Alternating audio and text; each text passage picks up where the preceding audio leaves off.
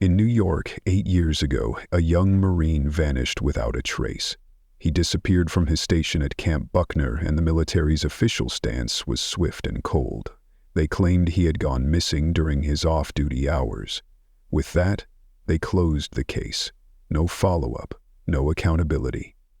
For them, it was an administrative inconvenience. But for Sarah Dalton, it was the moment her world stopped turning. 8 long years passed with no answers, just a quiet, gnawing emptiness that became part of her daily life. That is, until today. During routine renovations at the now aging barracks of Camp Buckner, workers stumbled upon something hidden inside the very room where her son, Evan Dalton, had once lived. Behind the air conditioning unit, concealed in dust and silence, they uncovered a clue that threatened to shatter everything Sarah thought she knew about what had happened. The fluorescent lights of Westfield General Hospital's ER buzzed overhead, casting a sterile glow as Sarah peeled off her gloves with a tired sigh. It had been a grueling shift, 10 hours straight, 3 cardiac arrests, a motorcycle crash, and a flood of minor injuries. At 47, her body knew when it had reached its edge, and tonight, it screamed for rest. As the automatic doors slid open, the crisp October wind cut through her scrubs like glass. Her bones ached in ways she'd come to accept. Walking through the parking lot, she pulled out her phone, its screen lighting up with missed calls. 3 from the same number. Detective Luis Moreno. Her heart jumped. In 8 years, Moreno had never called her back to back. A strange chill threaded through her ribs. Something had changed. She slid into her aging Honda Civic, fingers trembling slightly, and hit the call button. The phone rang twice. "Detective Moreno?" a voice answered. "Detective, it's Sarah Dalton," she said, her voice tight. "I'm sorry I missed your calls. I just got off my shift. Is everything all right? You called multiple times." There was a pause, measured, heavy. When Moreno finally spoke, his voice carried the cautious weight that only came with life-altering news. "It's not an emergency, not exactly, but we found something that could be a significant lead in Evan's disappearance." Sarah's grip tightened on the steering wheel. "What did you find?" she asked, breath hitching.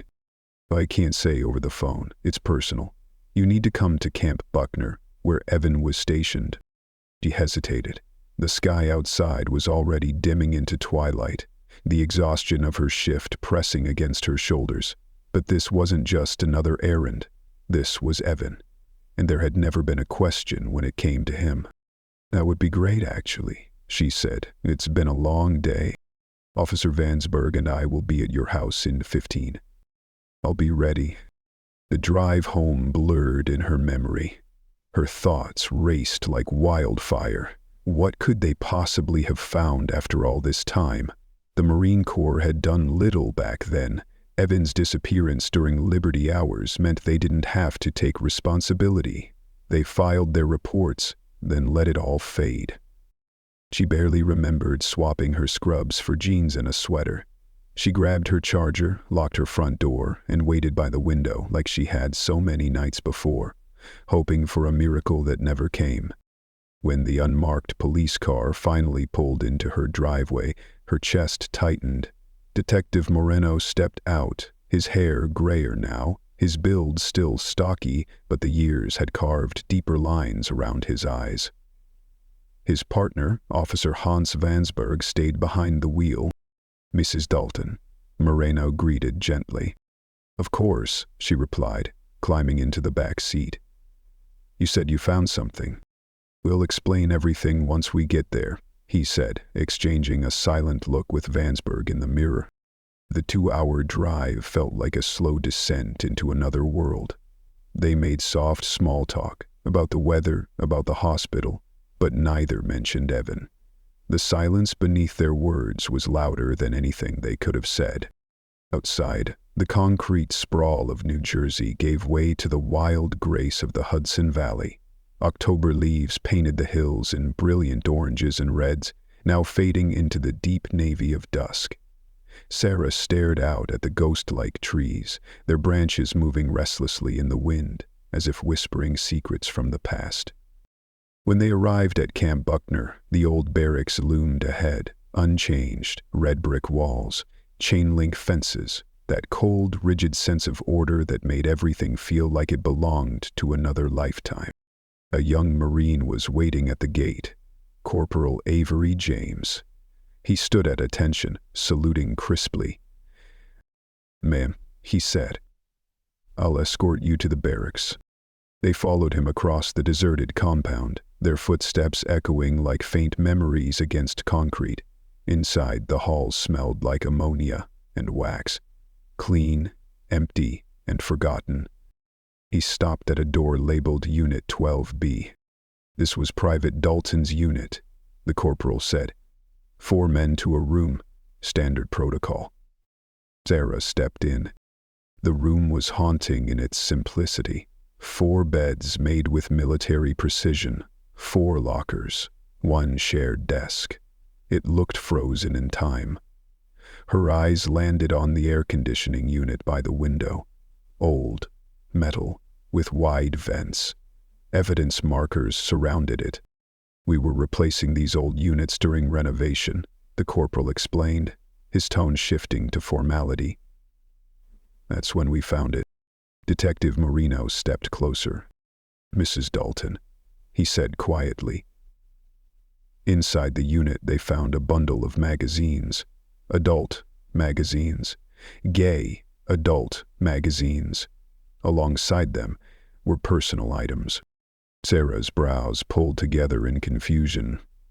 "I don't understand. Evan wasn't gay. He dated girls. He had friends." Moreno raised his hand gently. "They also found a cross pendant, the one you mentioned in your missing persons report, and a pen. His name was engraved on it."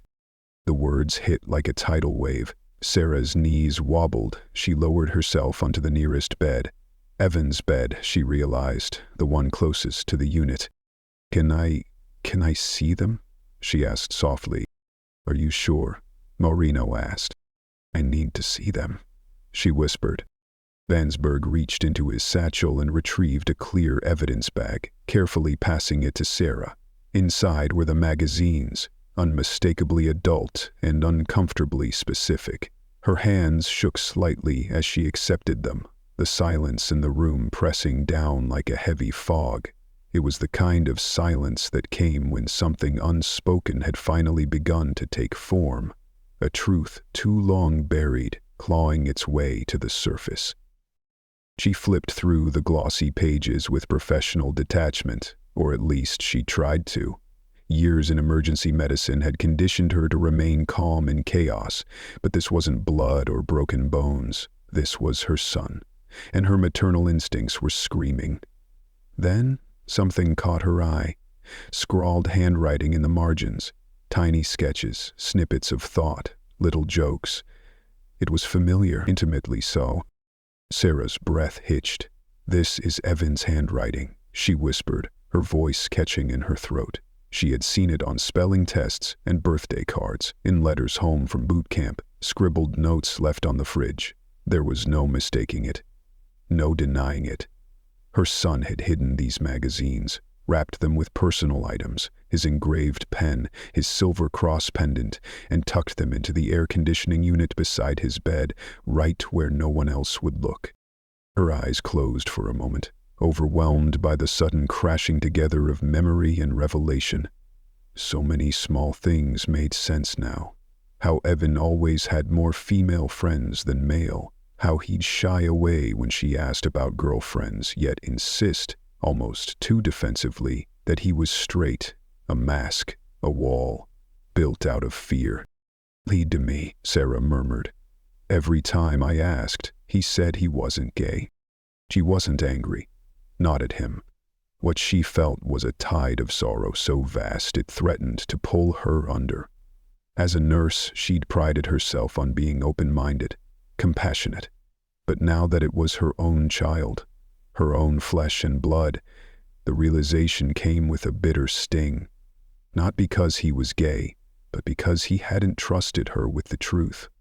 because he'd been so afraid. The door creaked open behind her, and a sharply dressed man entered the room with a firm, respectful stride. His uniform bore a captain's insignia, and his eyes, though tired, held authority. "Apologies for being late," he said, extending a hand. "Captain Charles Vale. I was Evan's commanding officer." He looked to be in his mid-40s, with peppered hair and a posture stiffened by decades of duty. His handshake was strong, his expression grave. "Mrs. Dalton, I want to extend my deepest condolences. The Corps did everything we could within the boundaries of our authority.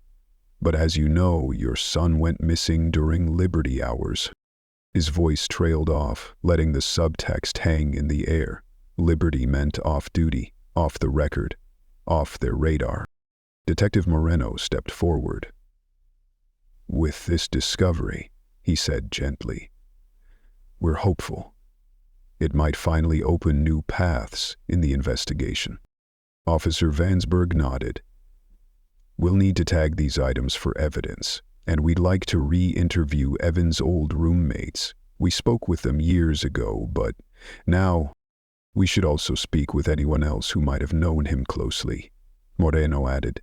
"People who might have known about this part of his identity." Captain Vale exchanged a glance with the corporal standing nearby. Thunder rumbled outside, low and threatening. "I'm afraid that will have to wait until morning," Vale said. "We're expecting a storm tonight. The roads through the Hudson Valley are prone to flooding and closures. It would be safer if everyone stayed here." Lightning illuminated the window for a brief moment, casting long shadows across the sterile floor. "We'll arrange interviews for 1,000 hours tomorrow," Vale continued. "Mrs. Dalton, we have guest quarters prepared for you.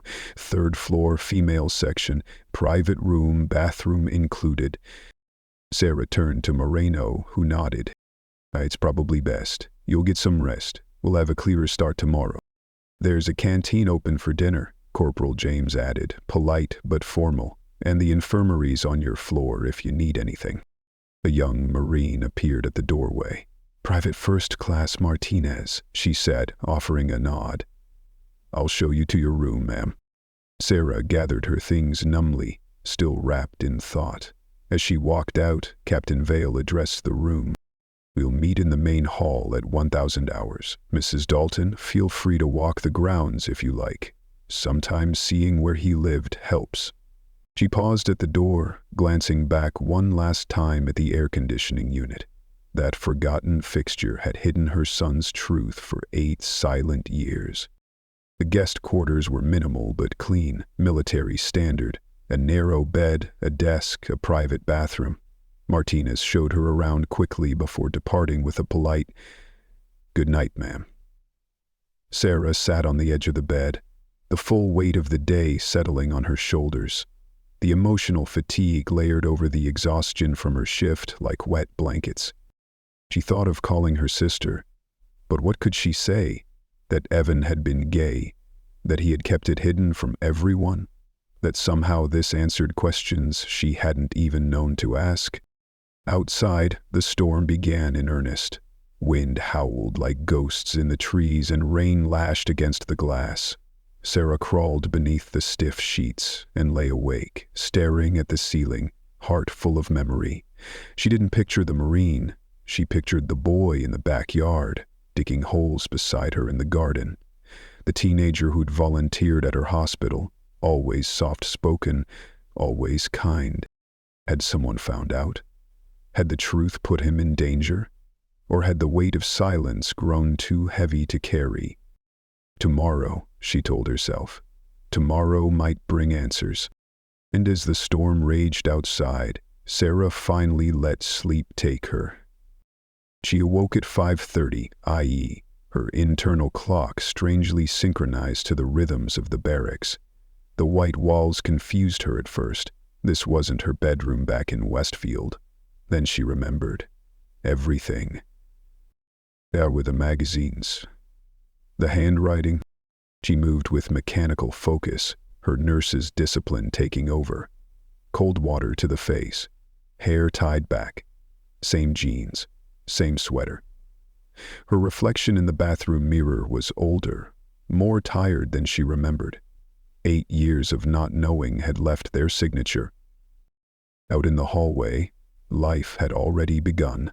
Female Marines passed in pairs and small groups, exchanging morning chatter. A few nodded politely. Most didn't notice her. She smiled faintly, wondering if any of them had ever spoken to Evan. Had they noticed when he stopped showing up for morning formation? She descended the stairs, the soft thud of her civilian shoes out of sync with the thunder of boots. The lower floors, male quarters, buzzed with the rough energy of early morning. Through open doors, she glimpsed scenes of military life. Some beds made with impossible precision, others still rumpled. Voices bantered. "Johnson, that bed's a disgrace. My grandma could bounce a quarter higher than that." "Yeah, well, your grandma was a Marine." Laughter rolled down the hallway like a wave. Sarah paused.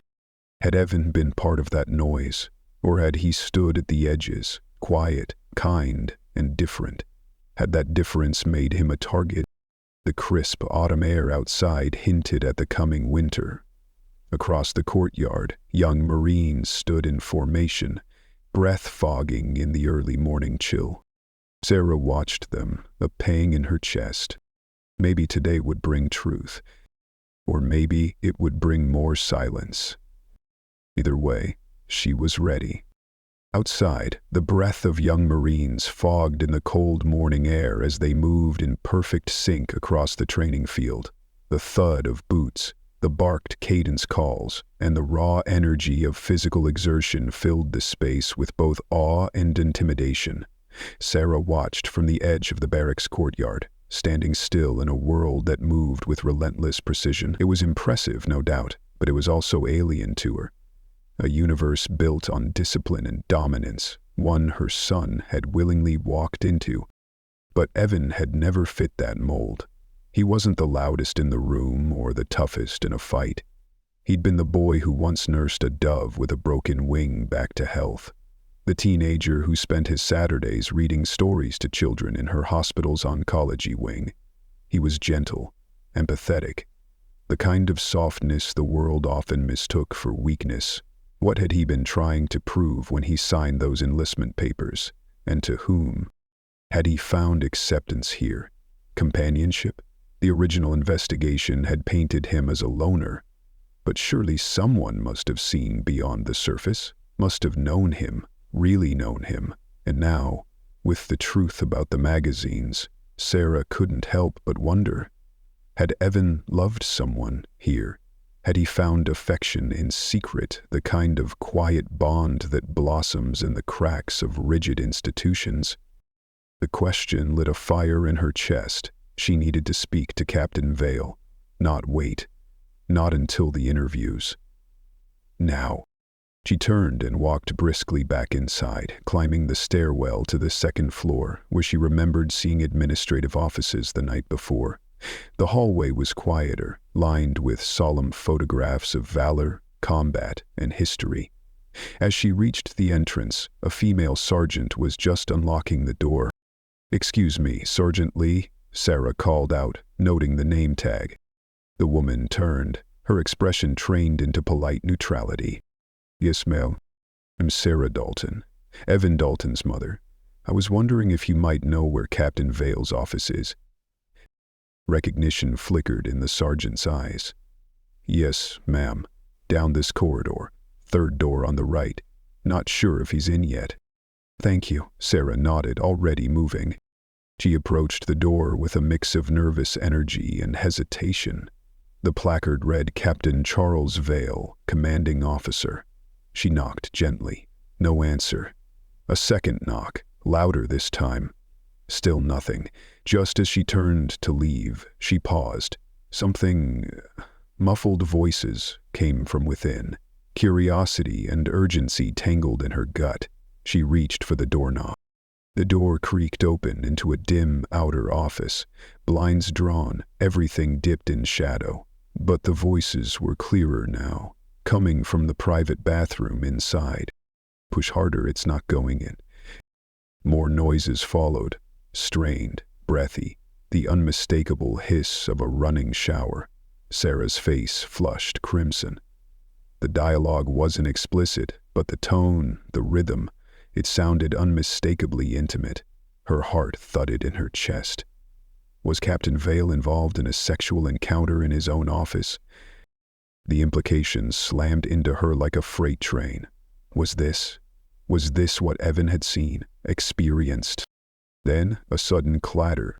Her purse had snagged on a coat hanger, sending it crashing to the floor. The voices stopped. The shower went silent. "Who's there?" Vale's voice called out. Panic surged through her limbs. She fled, pulling the door closed behind her with trembling hands, walking fast, too fast, down the hallway, trying to breathe like nothing had happened. Her mind raced with 1,000 questions, none with easy answers. Had she just walked in on misconduct, or was her imagination twisting things through the lens of last night's revelations? She had nearly reached the stairwell when she heard her name. "Mrs. Dalton?" She turned slowly, every muscle stiffening. Captain Vale stood in the doorway, fully dressed, composed as ever, not a single crease out of place. His face was calm, even faintly amused. "I believe you were looking for me," he said, gesturing toward his office. Sarah's cheeks burned with embarrassment. "Captain, I'm so sorry." "I knocked twice. I thought maybe—" "Please," he interrupted gently. "Come in." She followed him back into the office, now filled with soft sunlight. The transformation was jarring, clean, orderly, professional. Framed commendations, Marine Corps memorabilia, a small American flag on the shelf. And then, by the bathroom door, stood a young Marine, maybe 20. His face was clean-shaven, his posture perfectly upright, but his eyes darted with nervous energy. "Mrs. Dalton, this is Private Caleb Ross," Vale said casually. "Private Ross, this is Evan Dalton's mother. She's here with the police, following up on some recent findings." The captain turned back to Sarah. "Private Ross was helping me unclog a stubborn drain. These buildings are ancient. The plumbing's unpredictable." The young man nodded stiffly. "Ma'am," he said, voice low. He looked startlingly like Evan. Slight frame, boyish features, a vulnerability in the eyes that Sarah recognized like a whisper from the past. "Please don't get the wrong idea," Captain Vale said, a trace of humor in his voice. "I realize how it might have sounded. We were, quite literally, trying to snake the drain. Get it in the hole." Poor choice of words. Sarah forced a tight smile. Of course, a plumbing issue. The noises, the grunts, the water running.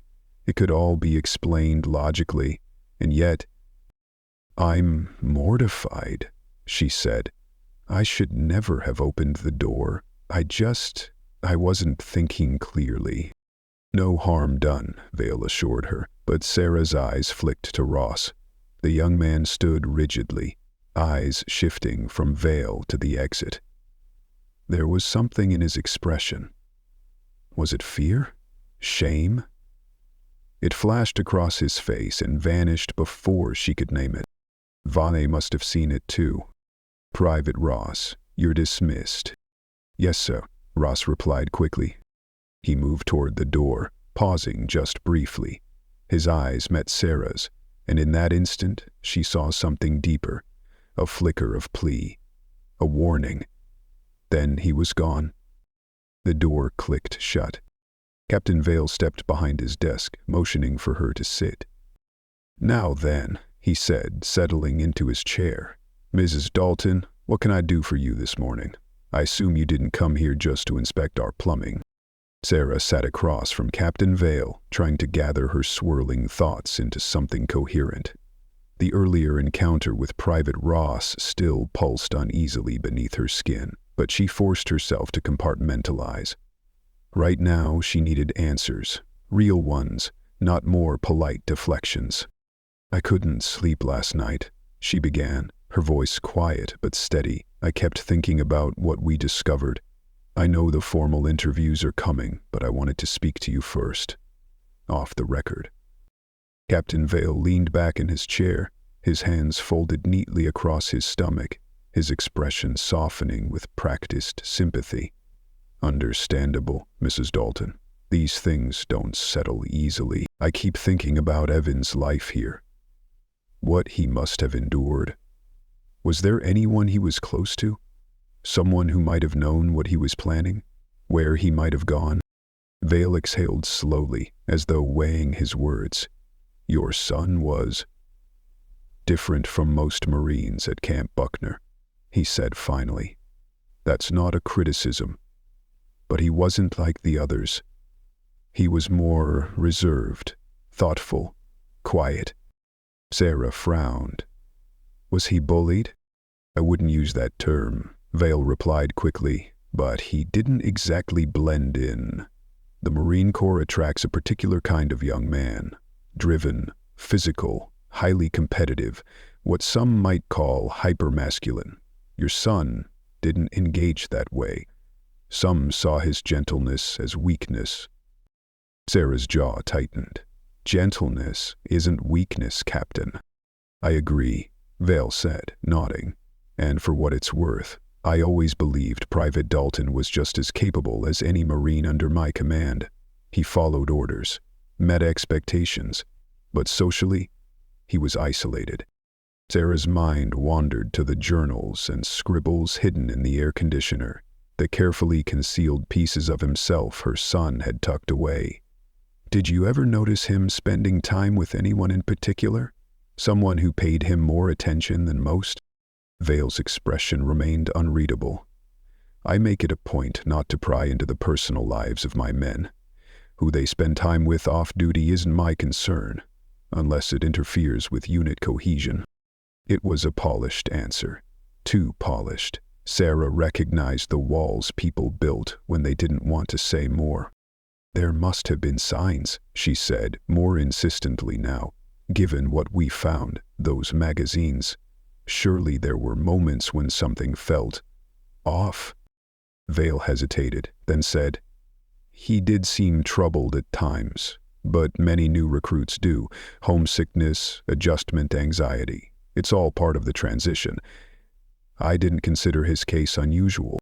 Sarah nodded, but her gut twisted with something deeper. There was more beneath the surface. She could feel it. Thank you for your time, she said at last, rising. And, again, I apologize for earlier. No apology necessary, Vale said, following her to the door. Why don't you get some breakfast? The canteen's open. You can watch the training from the windows. It might help. Seeing the world your son lived in. Sarah stepped into the corridor, nodding politely, but her thoughts were stormier than ever. Try not to overthink things, Vale added gently. Sometimes the simplest explanation is the right one. But nothing about this was simple. Not Evan's disappearance, not the haunting look in Private Ross's eyes, not the way Vale had deflected just enough to leave her uncertain, yet unsatisfied. As she walked toward the canteen, Sarah's mind looped back to Ross, his discomfort, his glances, his fear. That fear had been real. She'd seen it in trauma victims before. It was the look of someone carrying more than they could say aloud. Had Evan looked that way too? The canteen was military minimalism. Long rows of bolted-down benches, flickering fluorescent lights, and a line of windows overlooking the training field. The air smelled of scrambled eggs, strong coffee, and bacon. Officer Hans Vansberg sat alone near the windows, halfway through his breakfast.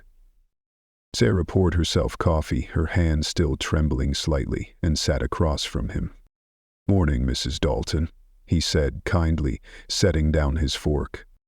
"As well as can be expected," she murmured, wrapping her fingers around the warm ceramic cup.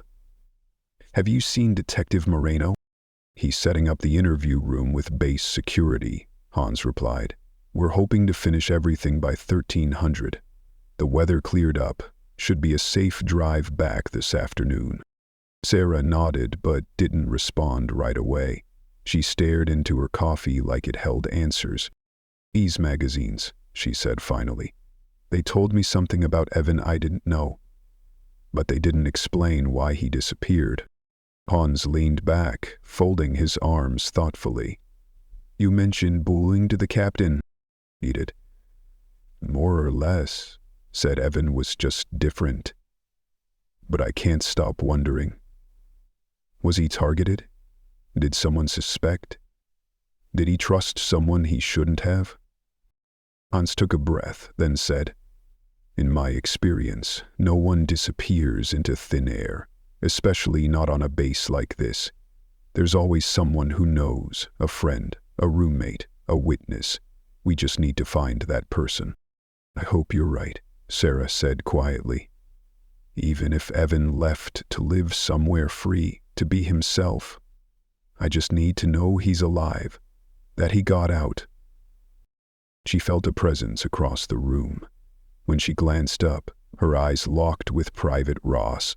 He was seated among a group of other young Marines, but his gaze was fixed on her with a tension that felt like a silent cry. As soon as their eyes met, he looked away, too quickly, too obviously, pretending to examine his tray. Sarah's gut tightened. She thought of mentioning the morning incident to Hans, but stopped herself. What would she say? That she thought something strange had happened, but had no proof? It would sound paranoid. A moment later, Ross stood abruptly. He deposited his tray and exited the canteen with a purposeful stride. Sarah watched through the window as he turned toward the outdoor training area. At the far end of the corridor, Captain Vale appeared. Ross saw him too. She saw the change in his posture. His shoulders tensed, his pace faltered, his eyes darted. Then, without warning, he veered away from the training yard and ducked back into the barracks building. He moved fast, almost running. Sarah's stomach sank. On the staircase it happened all at once. His foot caught, maybe on a worn tread or in his own panic. He tumbled violently, his body slamming down the steps in a sickening series of thuds. The entire canteen went still. Sarah's body moved on instinct. "I'm a nurse," she shouted, sprinting from her chair. At the base of the stairs, Ross lay in a crumpled heap. He was conscious, struggling to sit upright. Blood trickled down the side of his face from a gash at his hairline, and the fabric of his sleeves had torn from where his arms had scraped against the concrete. Sarah knelt beside him, already assessing his injuries with a clarity that only years in emergency trauma could bring. But beneath the clinical calm, her heart hammered in fear. What had he been running from? Or more disturbingly, who? "Don't move," Sarah instructed, her voice calm but firm, already slipping into the focused mode that had carried her through 1,000 emergency room crises. She knelt beside Private Ross, her hands moving with the certainty of experience. Her fingers carefully palpated his neck, then traced upward to check for fractures or swelling. She moved to his forehead, gently assessing the bleeding gash. "Can you tell me your name?" "Resident Caleb Ross," he murmured, voice faint but coherent. "Good, and do you know where you are?" "Camp Buckner, the barracks." A crowd had formed, boots shuffling anxiously. Sarah caught sight of Captain Vale moving through the bodies, his face unreadable, like a mask carved in stone. Hans appeared beside him, and she spotted Detective Moreno striding over from the administrative building, eyes sharp with alertness. "No major external injuries," Sarah announced, her voice low but audible to those closest. "The head wound is superficial, though scalp injuries tend to bleed heavily." "We should get him to the infirmary," Vale said quickly. His voice was professional, steady, but Sarah noticed the intensity of his gaze fixed on Ross. The young Marine shifted uncomfortably beneath that look, like prey under a predator's eye.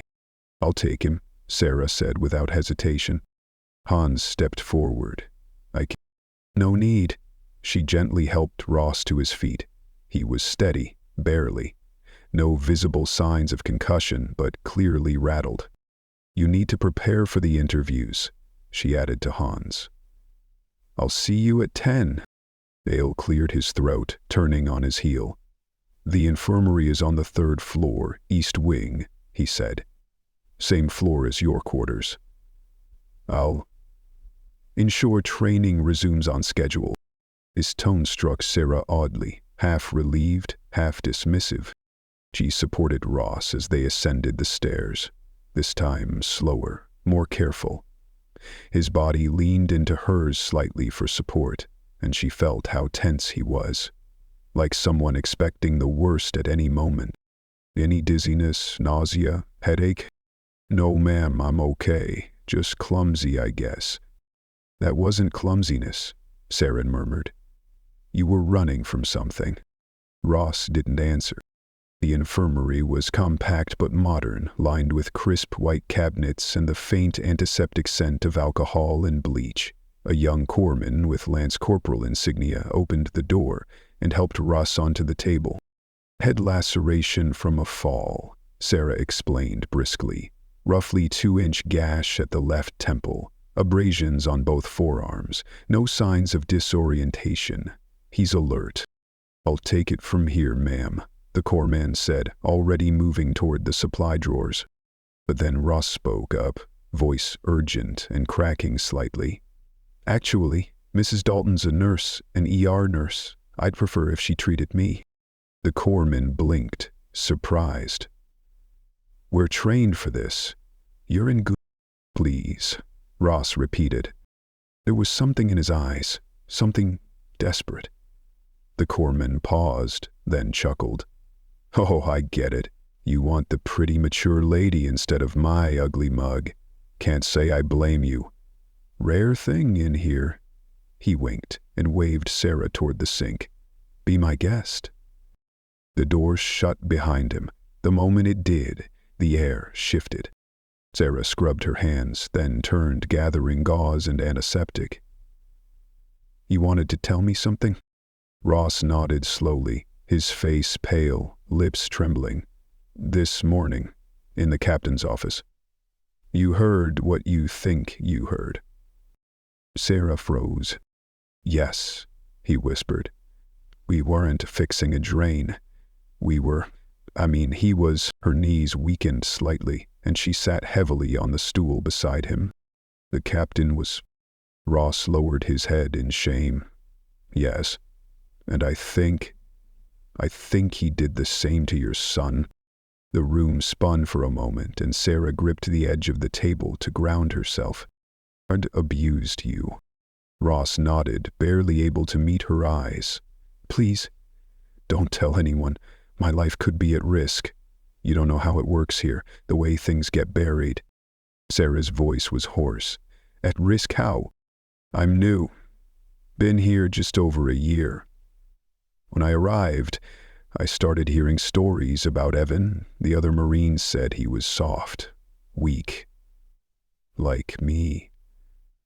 They bullied me too. His hands twisted in his lap, trembling. Some say Evan died, others say he ran. Nobody really knows. Sarah began cleaning the wound, forcing her hands to move. It gave her something to focus on, something to keep her from collapsing under the weight of what she was hearing. Why were you in the captain's office? She asked quietly. I wasn't just going there. I was looking for something. Someone told me Evan kept a journal, that Captain Vale took it after Evan disappeared. I thought maybe, if I could find it, I could figure out how to survive here. I wanted to prove to my father I'm not a failure, that I can be a real man. Did you find it? Ross reached behind his back and, with shaking hands, pulled out a slim olive green notebook, military issue, the kind that fits in a cargo pocket. I grabbed it this morning, while he was distracted. Sarah took it reverently. It was small, but its weight was immense. Read it to me, she said, her voice barely above a whisper. Ross opened the cover. Evan's handwriting filled the pages. So familiar it made Sarah's chest ache. September 15th, 1993, Ross read. They won't leave me alone. Johnson and Martinez especially. They found my letter to Amy, the one I never sent. They say I'm in denial that writing love letters to girls won't make me straight. Tears welled in Sarah's eyes as she dressed Ross's wounds. The entries revealed a descent into harassment and isolation. Evan had feelings for a female Marine named Amy, but those feelings were mocked, twisted into ammunition for abuse. "Is there anything about the captain?" she asked. Ross flipped forward, frowning. Then he stopped. October 3rd, 1993, he read. "The captain called me to his office again today. He says he understands me, that he can help. He gave me more of those magazines. I didn't want them, but I looked.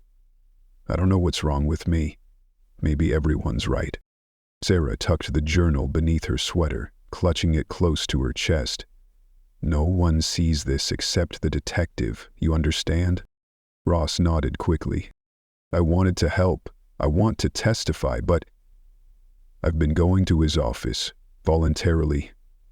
If I say he hurt me, they'll say I asked for it, that I wanted it. They'll ruin me, then help me another way," Sarah said. "Where does the captain go? Anywhere suspicious?" Ross looked around, then whispered, "The old gymnasium. It's shut down, but I heard rumors. He goes there after disciplinary reviews. They say he gets stuff. Something illegal. I don't know what." The door opened and the corpsman stepped back in. "Bandages look good. You're clear, Ross. Try not to fall next time. And maybe stop chasing older women," he joked. Ross said nothing. He slid off the table and followed Sarah toward the exit. As they reached the hallway, he leaned in one last time. "The gymnasium. After reviews, that's all I know." They barely made it 10 feet before Corporal James appeared. "Mrs. Dalton, the detective and officer are waiting." His voice then shifted coldly. "Private Ross, report to my office immediately. Missing training has consequences." Sarah could only watch as Ross was led away, his shoulders bent, defeated. The notebook beneath her shirt felt like a live wire. She had evidence now. But evidence of what? Abuse? Exploitation? Murder? In her gut, she feared it was something even darker. The main hall was buzzing when Sarah arrived. Marines arranged folding chairs into rows. A table was set up at the front with a recording device. Marino and Hans stood by the window, speaking in hushed tones. Sarah approached, pressing a hand to her ribs, where the journal lay. "Detective, officer," she whispered. "I need to speak to you, privately." Moreno turned at once, sensing the urgency in her tone. "Over here," he said, guiding her behind a nearby bulletin board. Sarah scanned the area, then carefully pulled the notebook halfway from beneath her sweater. "Read this, but not here. Not where they can see. It's Evan's journal." Moreno's expression darkened as he took it. "Where did you get this?" "Did read it somewhere safe. It talks about the captain, what might have happened. If you know something, you need to say it now." "There's too much, and we're not safe here," Sarah whispered. "Please, just trust me. Read it. Before the interviews." Moreno nodded once. The storm was no longer on the horizon. It had arrived. "Could this escalate?" Vonsberg asked in a low voice, leaning in. "Yes," Sarah said, her voice steady, though every nerve in her body was vibrating. That one word held the weight of everything she had witnessed, everything she now knew, and everything that still terrified her. Moreno reacted instantly. He slipped Evan's journal inside his jacket and retrieved a small flip phone from his coat pocket. "Keep this," he said, pressing it into Sarah's hand. "It's pre-programmed with our numbers. If anything happens, anything at all, if you feel unsafe, call us immediately." "We'll read it now," Vansberg added. "In our room." "You should go back to yours," Moreno said. "Lock the door." "I will," Sarah said, lying without hesitation. There was no way she could just sit behind a door waiting. She left them and made her way through the barracks, her eyes scanning the shifting groups of Marines dispersing after morning drills. But neither Ross, nor Corporal James, nor Captain Vale were anywhere in sight. "Lucky if he can sit for a week after this one," one Marine muttered, laughing with his buddies. "Fourth disciplinary review this week," another snorted. "Ross must be setting records." "The gym's getting a real workout," someone else joked. Sarah froze, her stomach turned to ice. The gymnasium. That was where Ross had said Vale went after each review. She scanned the base until she spotted the structure, a separate, older building across the grounds. Its brick exterior was cracked and aged, distinctly out of sync with the pristine modernity of the rest of Camp Buckner. As she watched, Captain Vale approached it from the far side, his gait calm, confident, utterly unaware he was being watched. The moment he stepped inside, Sarah moved. She slipped through the tree line bordering the grounds, her body low, her nerves frayed to the edge. Her breath came fast, misting in the cool autumn air. The gym's windows were high, most of them painted from the inside, but one near the corner had a cracked edge that allowed a partial view. Sarah crouched low behind an overgrown hedge, her heart pounding. He saw made her blood run cold. Ross was in the center of the old basketball court, shirtless, his body already marked with bruises, some deep purple, others fading yellow. Corporal James stood over him, fist raised. A sickening blow landed in Ross's abdomen, folding him over. Captain Vale stood nearby, calm and composed, like this was nothing out of the ordinary. Ross tried to rise. James struck again, this time across the face. Blood sprayed. Sarah's fingers shook violently as she reached for the phone. They were gesturing now, Vale pointing toward a door at the back of the gym. Ross was being moved underground. She dialed with trembling hands. "Mrs. Dalton?" Morano answered on the first ring. "I'm at the gymnasium," she whispered. "They're hurting Ross, the captain and Corporal James. They're taking him underground. There's a door." "We read the journal," Moreno said tightly. "We've already called for backup. FBI and state police are en route. How many people did you see?" "3. Ross, James, Vale. I don't know if there are more." "Stay put," Moreno ordered. "Do not engage. We're on our way.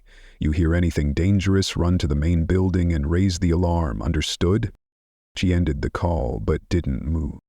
Every second stretched into a lifetime. The gymnasium fell quiet. Eerily quiet. No more movement in the window. No sound at all. And then, footstep. Moreno and Vansberg arrived, both armed, their expressions grim. "I told you to wait," Moreno said. "I'm not leaving," Sarah replied. Her voice was low but firm, unshakable. He didn't argue.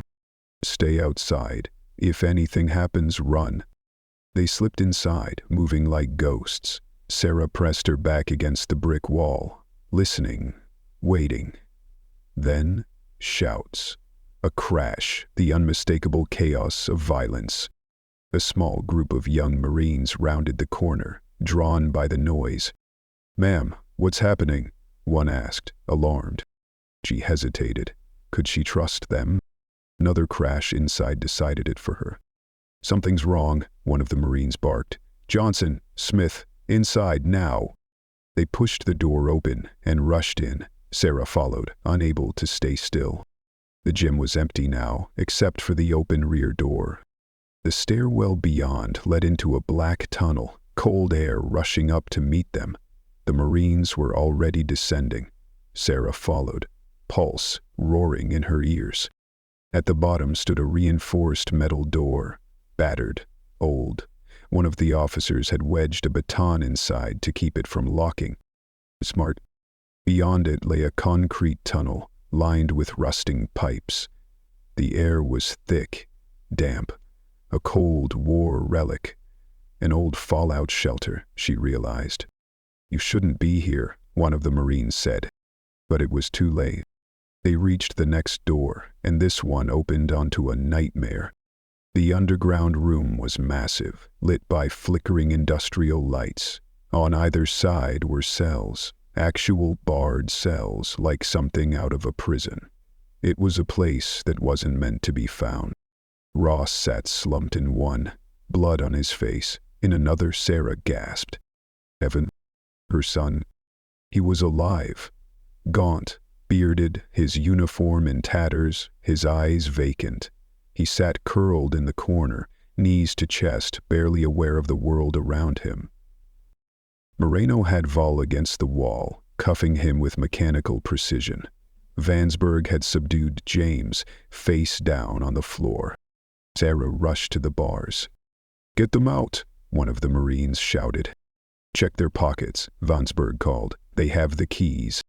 2 Marines ran back for tools. "Mrs. Dalton," Vansberg said urgently, "you need to leave, now." Sarah obeyed. For once. She turned and stumbled out with the others. The tunnel behind her was alive with shouts and running boots. Outside, daylight burned her eyes. Marines were gathering, some helping, others frozen in disbelief. Near the camp's gate, Sarah saw movement. 6 men in uniform, slipping away. "Sergeant Lee," she shouted. The sergeant turned. "Those men trying to leave." Lee turned, took one look, and barked a command. "Lock it down. No one leaves this base." Marines responded instantly. The fugitives were caught within seconds. And then sirens. Flashing lights, tires crunching gravel. FBI, state police, ambulances. Sarah pointed them toward the gym. Moreno and Vansberg emerged first, dragging their prisoners. Vale's expression was icy, unaffected. James looked like a man unraveling. Ross followed, walking with support, still standing, barely. And Evan. 2 Marines carried him. Sarah's knees buckled. She sank to the pavement, tears falling freely. He was alive. Her baby was alive. When she stood again, she reached for him. Her hand brushed his face, gentle. He flinched, then, hesitantly, his eyes lifted. "Evan," she whispered. "It's Mom. You're safe now." For a moment, there was nothing. Bend. Something. A flicker. Recognition. A tear fell from his eye, cutting a clean line through the dirt. He didn't speak. He didn't need to. He was home. And Sarah, after 8 years of silence, nightmares, and unanswered questions, finally exhaled. The war wasn't over, but they had survived the first battle. Together. Evan's lips moved, but no sound came out. "Ma'am," a paramedic said gently, stepping beside her. "We need to get them to the hospital. Both victims require immediate medical care." Detective Moreno appeared at her side, his expression serious, protective. "You were right not to trust anyone here, Mrs. Dalton," he said. "That journal, it's going to break this wide open. But we still don't know how far this goes. How many knew and said nothing? How many were too afraid to speak? But we'll find out." Around them, the entire base had transformed into a crime scene. FBI agents and military police moved swiftly, organizing Marines into groups for questioning. The weight of accountability was finally pressing down on Camp Buckner. "Go with your son," Moreno told her. "We'll follow shortly. There's a lot more to dig through, here and at the station." "Thank you," Sarah said, her voice raw. "For believing me. For acting. For not giving up." He met her gaze with fierce sympathy. "You're the one who never gave up. 8 years, and you never stopped searching." Sarah climbed into the ambulance. Evan and Ross lay side by side on the gurneys. Even through his injuries, Ross turned his swollen face toward her. "You saved us," he whispered, voice hoarse. "No," Sarah said gently, brushing a hand across his arm. "You saved yourselves, by surviving, by holding on. The ambulance ride was a blur of action, blood pressure monitors, IV insertions, urgent chatter, and medical shorthand. Sarah understood every term but couldn't focus on any of them. She sat between them, holding Evan's hand in hers, feeling how brittle it was, how much weight he'd lost. He had been down there for 8 years. 8. At the hospital, a regional trauma center better equipped than her own, Sarah entered through the ambulance bay not as a nurse, but as a mother. She sat numbly in the waiting area, in the same plastic chairs she'd passed countless times without ever truly seeing them. Now she understood. The stillness, the fear, the limbo. How many families had sat in these seats? How many had gotten good news? How many hadn't? Just yesterday, she'd been the one treating others. Patch, stabilize, move on to the next emergency. Efficient, detached. And now here she was, on the other side of the curtain, waiting. Powerless. Time slipped strangely. Maybe an hour passed, maybe more. Finally, a doctor appeared. Not someone she recognized.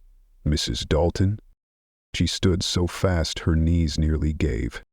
"I'm Dr. Chen," he said. "Your son and Private Ross are stable. We've completed the initial workup. We've moved them to a room together per your request." "Can I see him?" "Of course. Room 314. He's conscious, but very weak. We'll need to run further tests. Physically, he should recover, but the mental scars," Sarah finished, voice shaking. Dr. Chen nodded. "It'll take time." Sarah entered room 314 and found Ross asleep, bandaged, fluids dripping into his IV. In the next bed, Evan lay still, staring at the ceiling. When she stepped inside, his head turned slowly, painfully. His eyes met hers, and for the first time, she saw real recognition, not just a fading flicker. "Evan," she whispered. His lips parted. A sound emerged. Raw, thin, broken. Well, she crossed the room in 2 steps and pulled him into her arms with careful, trembling hands. He was fragile, gaunt, but warm, alive. They cried together, silent tears that needed no words. 8 years of agony, of waking up each day with questions and going to bed with worse ones. All of it poured out, flooding that sterile room with something real, something human. A knock broke the moment. Officer Vansberg stepped in, his face drawn with fatigue. "Mrs. Dalton, sorry to intrude. Detective Marino is still at the base, but he wanted me to give you an update." Sarah let Evan go slowly, but kept his hand locked in hers. "What have you learned?" Vansberg hesitated, glancing at Evan. "May I speak freely?" Evan gave a slow, small nod. "The captain and corporal aren't talking, but several of the 6 others we detained are, plus a few Marines we interviewed, ones who knew something but were too afraid to act. Your son? When he arrived in 1993, he didn't fit their idea of what a Marine should be. Too introspective, too quiet, too gentle." Sarah felt Evan's fingers tighten. "They started targeting him, especially after they found a letter he'd written to a female Marine, Amy Chen. They accused him of pretending, of being in denial. The bullying escalated. He was sent to the captain's office again and again. That's when Vale gave him the magazines, claiming it would help him understand himself. But your son wasn't gay." "No," Sarah said softly. "He was just different." The magazines became contraband. When others found out, copies were made. Vale lost control and got angry. "And then?" Sarah asked. "Palm night during a training exercise. Your son and a few others were removed, disappeared, officially unaccounted for. We haven't found the others yet." Sarah turned to Evan, whose face was pale, expression unreadable. "Why keep him?" she asked. "Our working theory," Vansberg said, jaw tight, "is that Vale and James had disturbing interests. They saw your son and later Ross as ideal targets, isolated, vulnerable, with no one to protect them. They kept them for their own gratification. Sarah stared at her son, what was left of him, and her heart shattered all over again. "Years," she whispered. "He survived," Bransberg said. "Against everything. He made it. I'll notify Ross's family. They're on their way from Michigan." After Vansberg left, Sarah sat quietly at Eben's bedside. She stroked his hair, now long and matted. "I may look like this," Evan whispered, voice like gravel, "but I'm still strong inside." Fresh tears spilled down her cheeks. How did you stay strong?" "I waited," he said simply. "I knew someone would come. I knew you wouldn't stop looking." "Never," she promised, fierce and maternal. "Never." Evan glanced at the next bed. "That man, Ross. He's the one, isn't he?" Sarah nodded. "He found your journal. He risked everything. He never gave up on you either." Evan's eyes fluttered closed, but for the first time there was peace in his expression. Sarah sat between their beds, holding her son's hand in one and Ross's in the other. In the quiet hum of medical monitors, she thought of how close this all came to staying buried. Evil survives in silence, she realized. It feeds on shame, secrecy, fear. But love, real, unflinching love, pierces even the deepest dark. Ross's courage, the detective's persistence, the sheer dumb luck of a renovation crew pulling out an old AC unit, threads that led to this miracle. She had waited 8 years for this moment. She could wait a little longer for whatever came next.